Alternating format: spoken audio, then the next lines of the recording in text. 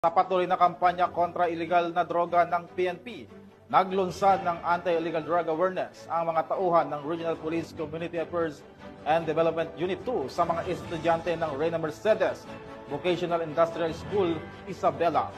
Ang buong detalye hatid ni Patrolwoman Wendy Singson. Bilang bahagi ng pinaigting na kampanya laban sa iligal na droga, matagumpay na isinagawa ang 2 araw na Youth Summit 2025 na may temang Strengthening Youth Advocacy Towards Drug-Free School and Community. Nito lamang ika-24 hanggang ika-25 ng Setyembre ngayong taon sa Reyna Mercedes Vocational and Industrial School, Barangay Talungan, Reyna Mercedes, Isabela. Pinangunahan ito ng Reyna Mercedes Police Station sa pamumuno ni Police Major Charles B. Carino, Chief of Police, at Regional Police Community Affairs and Development Unit 2 sa pamumuno ni Police Captain Ruby Ann J. Versida, OICRP Kadutu, katuwang ang pamunuan ng RMVs sa pangunguna ni Mrs. May Rani Christine A. Sipagan, School Principal 2. Umabot naman sa 1,200 na mag-aaral mula junior at senior high school ang nakibahagi sa nasabing programa.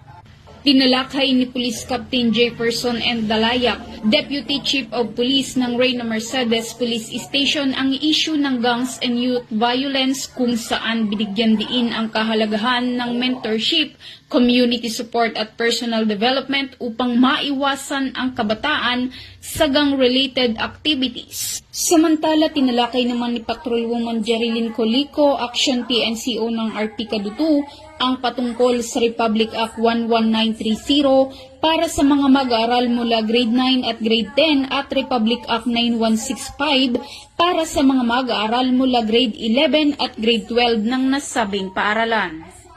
Mahalaga po ito sa ating mga kabataan kasi dahil alam naman po natin na napakaraming involved na ngayon sa mga violence nakikita natin sa mga news. Kaya mahalaga po ito yung ating activity na ginagawa sa mga school para sa ganun ma-educate po yung ating mga kabataan, lalong-lalo na itong mga estudyante po. Samantala, patuloy ang PNP Isabela sa pakikipag-ugnayan sa mga paaralan upang mapalawak ang advokasya laban sa iligal na droga. Mula dito sa lalawigan ng Isabela, ako ang inyong Police News Network Correspondent, Patrolwoman Wendy Singson, alagad ng batas, tagataguyod ng Balitang Pulis.